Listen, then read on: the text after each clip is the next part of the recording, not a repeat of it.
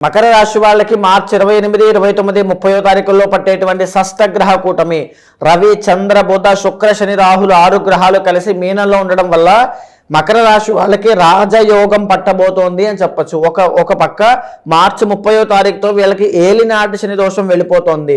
ఒక పక్క శని కూడా యోగిస్తున్నాడు. కాబట్టి మీరు ఏదైతే ఇప్పటిదాకా కష్టపడ్డారో, దేనికోసం అయితే తాపత్రయపడ్డారో, దేనికోసం అయితే ఆకాంక్షిస్తున్నారో, దేనైతే కోరుకుంటున్నారో అవన్నీ మీ జీవితంలో వచ్చేటువంటి శుభ పరిణామాలు. ఇవన్నీ కూడా మీరు ఇంకా మీ ఎఫర్ట్స్ పెంచండి, మీ కష్టాన్ని ఇంకా పెంచండి, ఇంకా మీ టైంని, మీ కష్టాన్ని, మీ తెలివితేటల్ని అక్కడ ఇన్వెస్ట్ చేయండి. వెరీ షూర్ మీ జీవితంలో అద్భుతమైన రోజులు రాబోతున్నాయి అని అర్థము.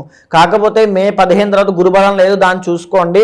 ఈ షష్టగ్రహ కూటమి మీకు చాలా మంచి చేయబోతోంది. తిరుపతి వెంకటేశ్వర స్వామి దర్శనం చేసుకోండి. ఆ ఇష్టదేవతని, కులదేవతని ఆరాధన చేయండి. పర్సనల్ చార్ట్ చాలా ముఖ్యంగా చెక్ చేసుకుని అక్కడ ఏమైనా దోషాలుంటే తగిన పరిహారములు ఆచరించండి. వెరీ షూర్ అద్భుతంగా మీ జీవితం మారుతుంది.